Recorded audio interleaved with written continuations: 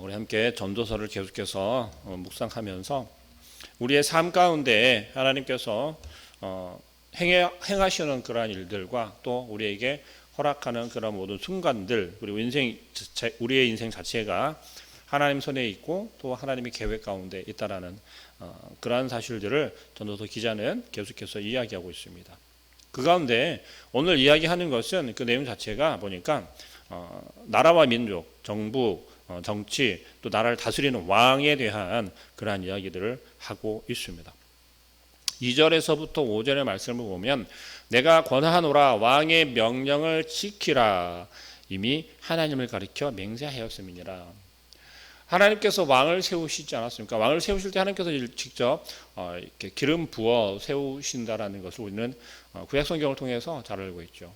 처음 이스라엘 백성들이 왕을 구할 때, 하나님께 구할 때 하나님께서 왕을 세움으로 인하여서 이스라엘 백성들이 겪게 될 고통에 대해서, 노고에 대해서, 또한 그런 삶에 대해서 이미 다 말씀을 하셨고 경고하셨다라는 이야기입니다. 다시 말하면 사실 우리가 지금은 왕이 아니라 대통령이 나라의 대표로서 정치를 하고 또 그 밑에 정치를 하는 많은 부자관들이 있다라는 사실. 그런데 우리가 성경적으로 보았을 때에는 그렇다라는 것이죠. 왕을 세우기를 원하였던 것은 이스라엘 백성들이었고 우리들이었고 하나님께서는 그것을 사실 원치는 않으셨었다라는 거예요. 그러나 이스라엘 백성들의 원함을 통하여서, 우리의 원함을 통하여서 우리가 요구하고 구하여서 왕을 세우기를 요구하였을 때 허락하셨어요. 그런데 그 허락하신 것이 단지 왕만 허락한 것이 아니라 그 왕을 세움으로써 이스라엘 백성들이 어떠한 삶을 살게 될 것이다라는 것까지 분명하게 함께 말씀을 하셨고 허락하셨다라는 사실이죠. 그러한 성경적인 관점으로 바라볼 때 정부가 결국 하나님께서 세우신 것이다라고 하는 사실을 우리는 조금 생각해야 합니다. 그래서 정의의 대행자라고 표현할 수 있을 정도로 왕을 세우신 것에 대해서 이야기를 합니다. 왕 앞에서 물러가기를 급하게 하지 말며 악한 것을 일삼지 말라. 왕은 자기가 하고자 하는 것을 다 행함이니라. 이게 왕을 세울 때 이스라엘 백성들이 경고했던 이야기 중에 하나라는 사실입니다. 또 왕의 말은 권능이 있나니, 여기에서 말하는 왕의 말이 권능이 있다라고 하는 것은 하나님의 대리자로 세워진 것이 왕이다라는 것. 이스라엘 백성들이 왕을 세워줌으로 인하여서 하나님께 낱낱이 하나하나 사소한 것까지 다 구하고 그렇게 하지 아니하고 하나님께서 한 왕을 세워서 그 왕을 통하여서 우리를 다스리게 해달라고 요구하였었다라는 사실입니다.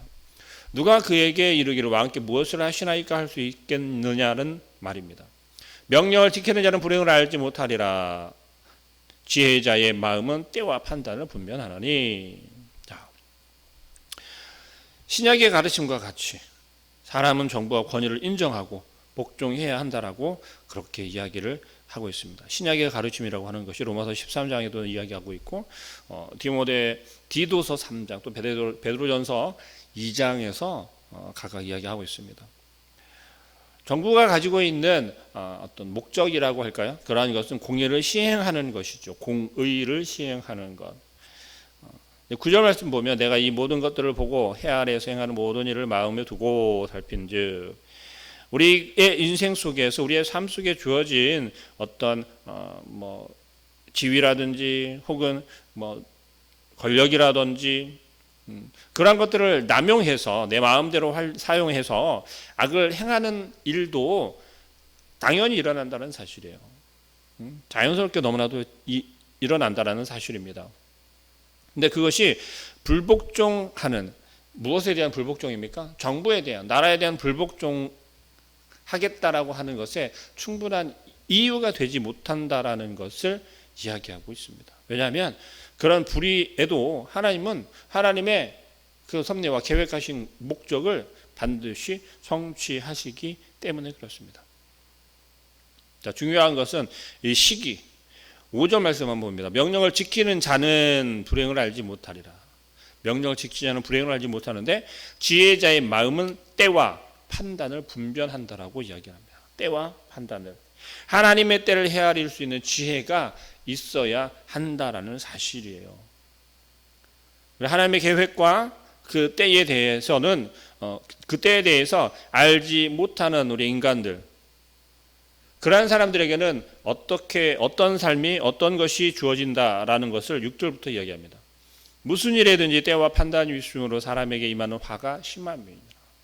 5절에서 말씀한 것처럼 이 지혜자의 마음은 때와 판단을 할 수 있는 그러한 지혜가 있다라는 사실이에요. 그럴 때 때와 판단을 할 수 있기 때문에 사람에게 임하는 화가 심함이다라고 이야기하는 거예요. 어떨 때요? 분별할 수 있는 그 때와 그 시를 그 판단을 분별할 수 있는 지혜가 없는 사람들에게 사람이 장래를 알지 못하나니 장래를 가르칠 자가 누구냐라고 이야기하죠. 그러면서 8절에 바람을 주장하여 바람을 움직이게 할 사람도 없고 누구밖에 없다라는 거예요. 전능하신 하나님 외에는 없다라는 이야기입니다.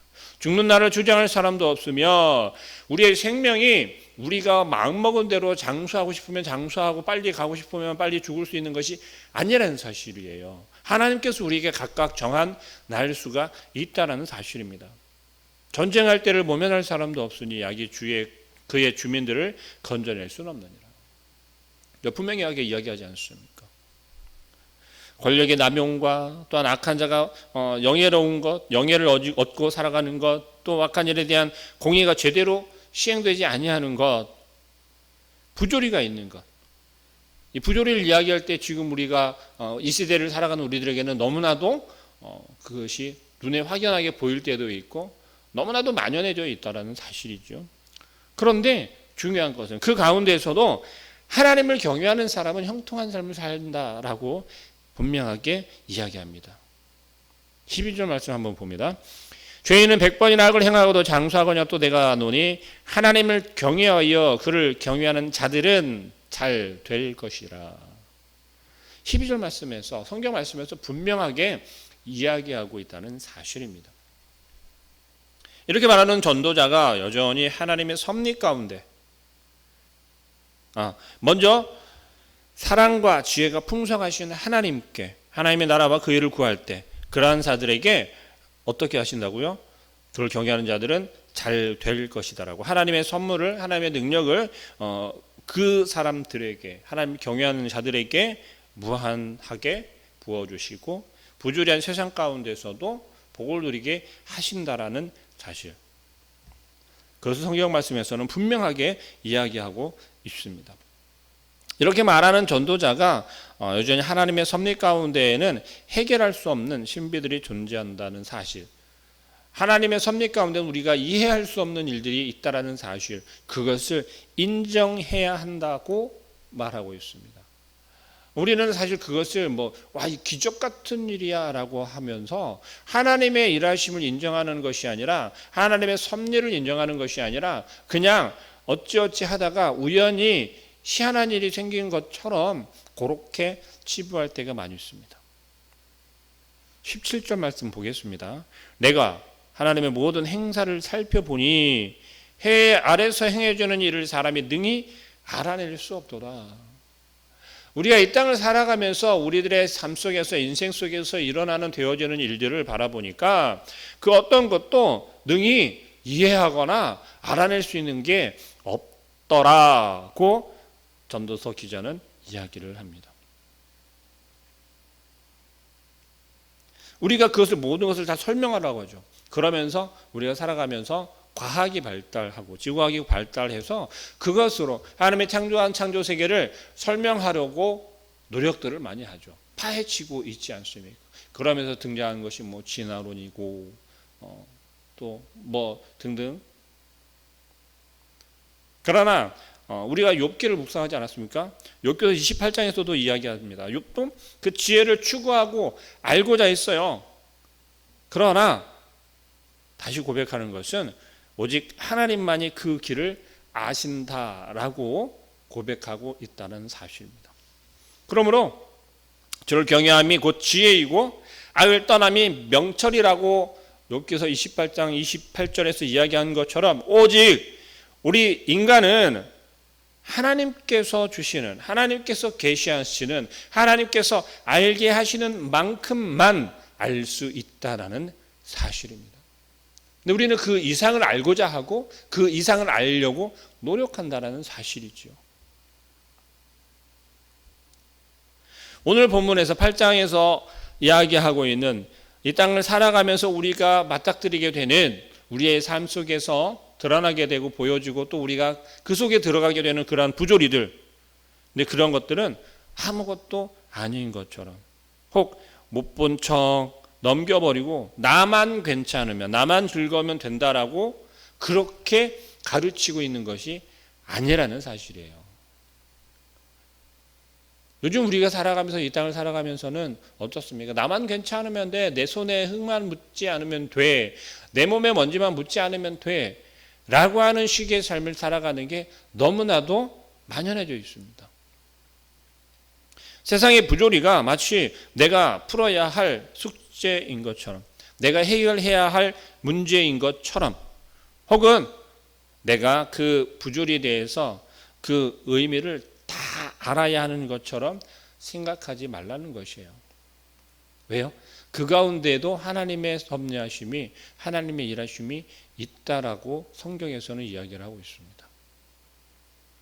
그것을 우리가 이해하지 못한다는 사실이에요.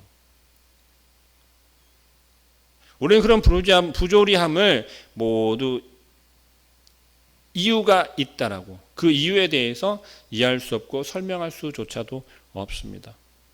그런데 중요한 건 그러한 부조리와 함께 우리 인간들이 살아가고 또 그 속에서 우리가 목표를 세우고 또 하나님께서 우리를 통해서 일하시려고 하는 그러한 계획이 있다라는 사실이에요.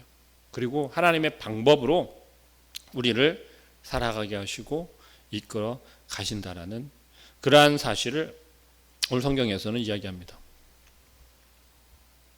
우리가 그러한 속에서 조금은 지금 대한민국의 정치를 보더라도 뭐 잘한다라고 이야기하는 사람도 있고 막 강하게 반발하면서 못한다라고 하는 사람도 분명히 있습니다. 중요한 것은 어쨌든 우리가 그 속을 지금 살아가고 있다는 사실이에요. 대한민국을 살아가고 있다는 사실입니다.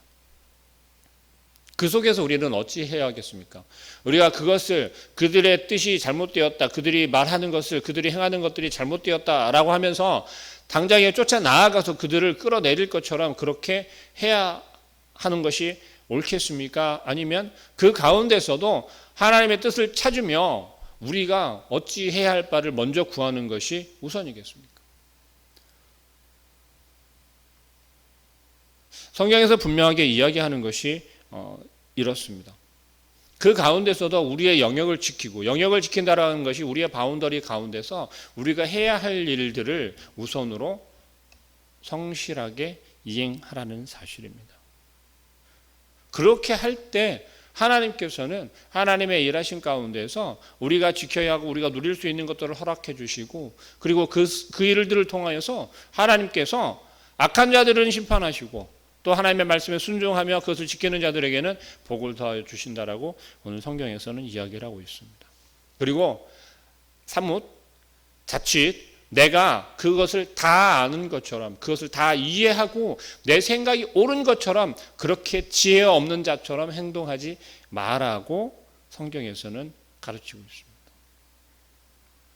결국 우리가 그 가운데서 행할 일은 하나님의 사람으로서 하나님을 경외하는 삶을 살아야 한다라고 말씀하고 있습니다.